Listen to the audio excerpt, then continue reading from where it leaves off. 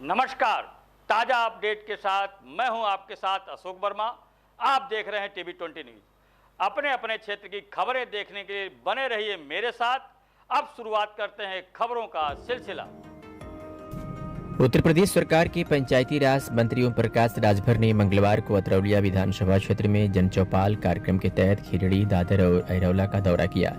इस दौरान वे क्षेत्र के एक निजी अस्पताल आयुष्मान हॉस्पिटल भी पहुंचे, जहां उन्होंने मरीजों का हालचाल जाना और अस्पताल संचालक डॉक्टर एस.आर. विश्वकर्मा को इलाज हेतु हर संभव मदद का भरोसा दिलाया। प्रेस वार्ता के दौरान मंत्री राजभर ने कहा, जब मरीज अस्पताल आएंगे तभी तो इलाज मिलेगा। सरकार का प्रयास है कि हर गांव तक स्वास्थ्य सुविधा पहुंचे। पंचायती राज विभाग महात्मा गांधी के स्वच्छ भारत और ग्राम स्वराज के सपनों को साकार करने के लिए प्रतिबद्ध है। उन्होंने कहा कि जल निकासी, आरसीसी व खड़ंजा निर्माण, सोख्ता निर्माण जैसी ग्रामीण समस्याओं के समाधान के लिए सरकार लगातार प्रयास कर रही है। गरीबों को शौचालय, नाली, जल निकासी जैसी सुविधाएं देने के लिए बजट भी निर्धारित किया गया है। सफाईकर्मी भर्ती प्रक्रिया पर भी उठाए उन्होंने समाजवादी पार्टी के पीडीए गठबंधन पर भी निशाना साधते हुए कहा, असल पीडीए तो एनडीए में है, वे नकली पीडीए। जब सत्ता में थे तब 86 अधिकारियों में से 56 यादव जाति के बनाए गए। 2027 के चुनाव और सहयोग पर भी स्पष्टता दी। 2027 में एनडीए से अलग होने की अटकलों पर जवाब देते हुए मंत्री ओम प्रकाश राजभर ने साफ कहा कि हम एनडीए के साथ हैं और भविष्य में भी रहेंगे। हम जनता की बीमारी पहचानते हैं और इलाज के लिए टैबलेट, कैप्सूल, इंजेक्शन लेकर घूम रहे हैं।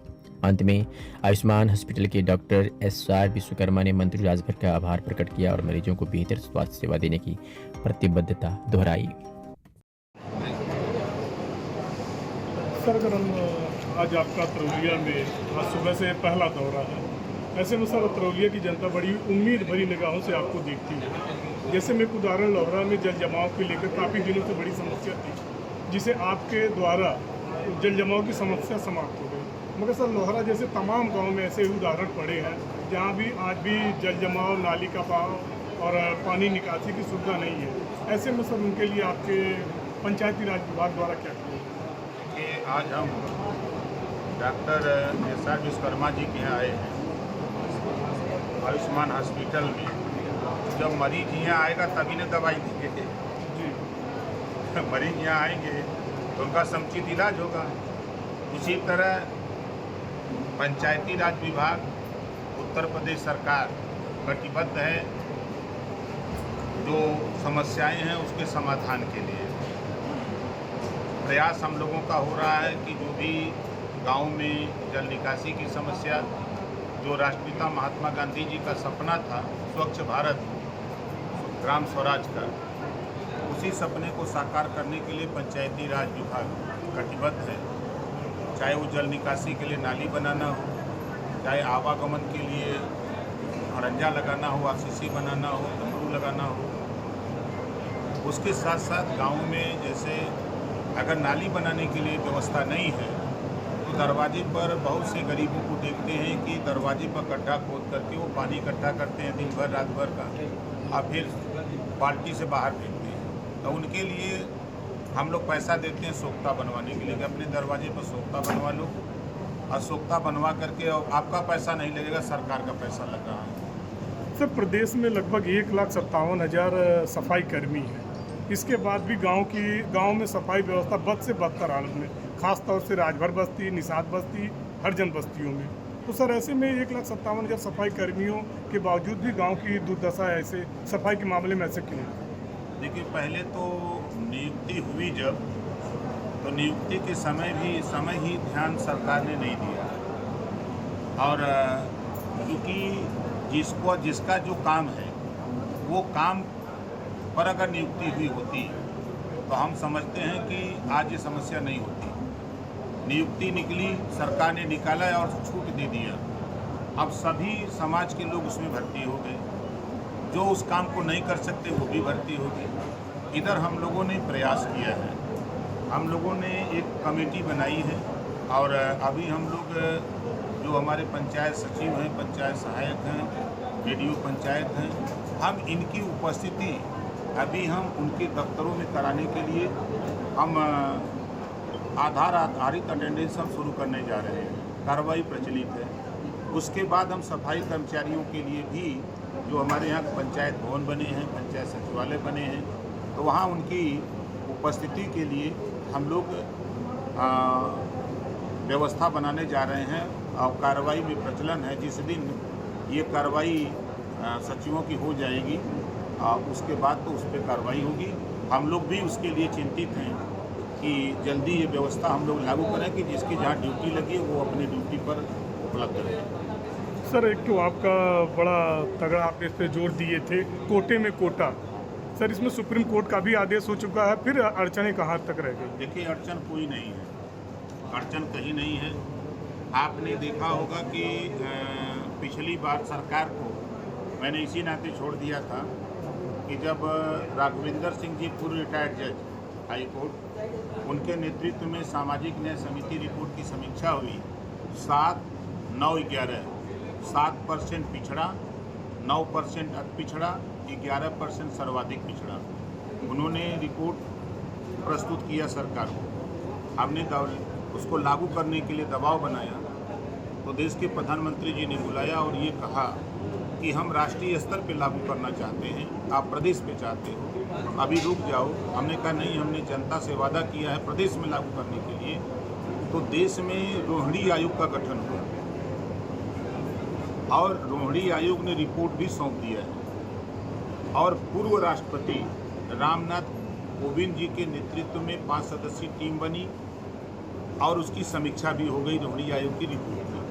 अब उसको लागू करने की तैयारी हो रही है। तो जैसे सीजन आता है, अब इस समय किसान के धान की रोपाई का सीजन है, तो धान रोप रहा, गेहूँ की तो रोपाई करेगा। मतलब सीजन आएगा तो लागू हो जाएगा। जब नेताओं को वोट की जरूरत तब समझ में आएगी कि अब ये 38%, इनकी आबादी 38% है पिछड़ों की, और यही सरकार बनाते और बिगाड़ते हैं, लेकिन इनके वोट की गिनती नहीं है। आप जहाँ बैठे हैं जिस विधानसभा में, यहाँ 25,000 विश्वकर्मा का वोट है और 25,000 पटेल का वोट है और 25-26,000 गौड़ का वोट है और करीब 30,000 प्रजापति का वोट है और यहाँ करीब लगभग 45 से 50,000 निषाद बिंद का वोट है। यहीं करीब 50,000 वोट राजभर का वोट है, लेकिन इनके वोट की गिनती नहीं है। गिनती किसकी है? जिसके पास वोटवे नहीं है। सर आपने सीजन की बात किया तो सर इस समय सावन का महीना आने वाला है और ऐसे में अखिलेश यादव जी कह रहे हैं कि एसपी और डीएम जाकर के कांवरियों को पैर दबाएंगे। इस पर सर आपकी क्या प्रतिक्रिया है? देखिए उनकी बात में दम नहीं है। वो अभी इटावा के प्रकरण पर उन्होंने कहा कि यादव कथा क्यों नहीं कह सकता, संविधान में व्यवस्था है, वो अगर पढ़ा लिखा है तो कैसे कर सकता है। बयान उन्होंने दिया और अपने बयान पर कायम नहीं रहे। अभी इसी आजमगढ़ में माननीय अखिलेश यादव जी आए और 6 ब्राह्मण को बुला करके विधिवत पूजा पाठ कराया। अगर हम मानते कि यादव पूजा पाठ करने लायक पूरे प्रदेश में कोई योग्य नहीं था, सारे यादव जो पूजा पाठ कराते सब अयोग्य हैं।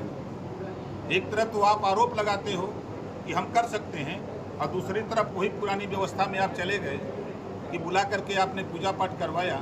ऐसी बात को जब मैं कहा था तो अखिलेश यादव जी को बुरा लगा था। सर आखिरी सर क्या सर ऐसा कहा जा रहा है कि 2027 में आपकी पार्टी अलग चुनाव लड़ेगी? 2027 एनडीए के साथ हम लोग रहेंगे। असली एनडीए तो बीडीए एनडीए में है। ओम प्रकाश राजभर, संजय निषाद, आपके अनुप्रिया पटेल, जयंत चौधरी, केशव मौर्य, दारा चौहान, नागेंद्र कश्यप, ये तो असली पीडीए तो हियाँ है। वो तो नकली पीडीए चिल्ला रहे। पीडीए चिल्लाते हैं सरकार में थे और 86 में 56 अकेले यादव को बना दिया, यादव को बना दिया। यही पीडीए है। 20% आबादी मुसलमानों की है। कैरियर पर बैठते बैठते उनका जूतर दर्द कर रहा है। साइकिल वो चलाते हैं, एक बार दे दे साइकिल चलाने के लिए मुसलमाने को, जरा कैरियर पर बैठा तब ना समझ में आओ कितना दर्द होता है। 38% पिछड़ों को 27% रिजर्वेशन 1993 से लागू है ना। और 3 सितंबर 2013 को हाई कोर्ट ने कहा कि 27% आरक्षण बांट करके जिनको नहीं मिल रहा सबको दो। अब मुख्यमंत्री कौन थे? अखिलेश यादव जी। सर हमारा आखिरी सवाल, सर राजभर समाज के साथ साथ निषाद समाज, गौड़ समाज, प्रजापति समाज, ये सर आपको अपना असली हितैषी मानता है। सर इन जातियों के लिए आपके पास कोई विशेष योजना तो बता रहे हैं। हम इनसे खोज रहे हैं कि आप अपनी समस्या दो, बीमारी बताओ, हम लोग दवाई दें। हम लोग तो टैबलेट, कैप्सूल और इंजेक्शन